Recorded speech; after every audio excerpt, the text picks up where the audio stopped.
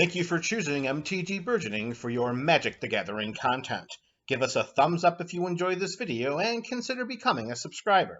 Doing so supports the channel and makes you eligible for our various subscriber rewards series. If you would like to support the channel further, then click the link to our Patreon page in the description below. There, you can join our ongoing Pack Wars series as a 1-month supporter or ongoing member. Or try joining Pack Wars for free by commenting on every MTG Burgeoning video in a month. We strive to offer creative rewards through our various Patreon tiers. So if Pack Wars isn't for you, then something else will be. Links to our content and various subscriber rewards series can be found in the description below. Send us an email, follow us on Twitter, follow us on Instagram. We are your channel for all things Magic. Welcome back, fans of MTG Burgeoning. We are here today in one of our laid-back card sorting storytelling videos. So today, if you are expecting or hoping for a deck tech, a reward series, or any kind of top 10, unfortunately today will not be your day. However, if you want to just sit back, talk about some Magic stuff, sort out some cards, today we are going to talk about Tales from the Metagame. And what that's going to mean is I'm just going to share some stories about my metagame, how it came to be, how we play, and that's going to be this series. So, our Magic Night in that metagame, it has been going on for over 20 years. I mean, outside of the pandemic, it has gone uninterrupted for decades, since the 90s. It has evolved. I mean, we've had a traditional Magic play night on Mondays. It's gone to Tuesdays. It's gone to Thursdays, Fridays. There have been times that we would get together on the weekend for like a marathon of Magic, and we would just play. Those were the best times, where we just get together like 10, 11 in the morning and play till like 1 or 2 in the morning the following night.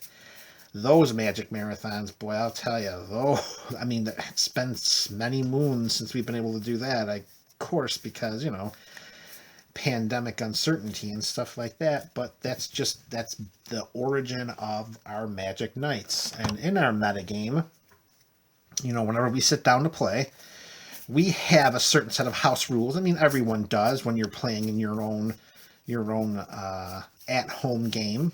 We have our own, and I'm sure you do too. Let me know what your house rules are in the comment section below. I'd love to hear about it and to see how we're doing in comparison to everyone else. So for our at-home metagames, every single game we play with a mirror gallery on the battlefield. It cannot be interacted with. It just sticks there, and the mirror gallery is an artifact that says the legendary rule doesn't exist. It does not apply. So for us in our games, if you've got 2 copies of the same legendary creature, they're both going into play, and you are not sacrificing one immediately when the other one comes into play. So no legend rule. And if you don't think that has an effect on gameplay, on building decks, oh, you got to give it a whirl. Try that out. Mirror gallery in every single game. No legendary rule. It is life-changing, folks. It really is. It's a lot more fun. So that's one of the house rules that we have. Another house rule that we have had for, it's been decades, of course. We are a fan of Howling Mine. However, we're not always a fan of Howling Mine when we're the last one to use it. So, as a way in which to encourage our players to put Howling Mines in their deck, anyone who doesn't know what Howling Mine is, it's an artifact that costs 2, and at the beginning of your draw step, you draw an additional card. Unfortunately, when you are the player that cast it, you're the last one to gain advantage of that. So, as a way in which to help mitigate that limitation, our playgroup has a clause that says if any player casts a Howling Mine in the first 3 turns of a game, they have immunity until their next turn. So if a player, so for example, if I cast Howling Mine on turn 2, no one can attack me, target any of my permanents. No one can do anything to me until my next turn. That's one of our little house rules to encourage the playing of Howling Mine, and it really works. Has it affected the outcome of games? Yes, it has. For a lot of metagames, there are some players that have some decks that, they can win by turn 2 or 3. However, when you put that Howling Mine in play, they got to wait an extra turn. I mean, most likely, they still end up winning the game, even with that immunity clause. But having them sweat it out for an extra turn, that's pretty good, too. That makes it worthwhile, just watching that player sweat. And it happens a lot more often than you might think. So yeah, we definitely have a Howling Mine rule, and it is an awesome rule. It's probably one of the most fun rules we have. Okay, so someone else. Okay, we have no sideboards. You're coming and you're sitting down with your deck, and that's it. There are no sideboards. That's all there is for that. The only exception to the no sideboard rule is if you cast a spell that says something like search for a card you own from outside the game. If that were to happen, then we don't worry about the sideboard. You just go and get a card from any of your pre-existing decks or collections that you might have with you at that time. So no sideboards for any of the decks. There are no swapping out of cards. It's just you come down, you sit with your deck, and then that is that. And when we sit down for a game, in order to determine... Let me pause there for a moment to go back to talking about the decks. So if we are sitting down and starting a series, we call, because we just don't sit down and with our decks and play just one game. Our play group will sit down, and however many players we have for the night, we'll play a series of everyone with that same deck. So for example, if there's 4 of us, everyone gets their deck. A lot of players will just roll. I mean, they'll bring X number of decks, then they'll take a die, and then they'll just roll and play whatever deck comes up on the roll.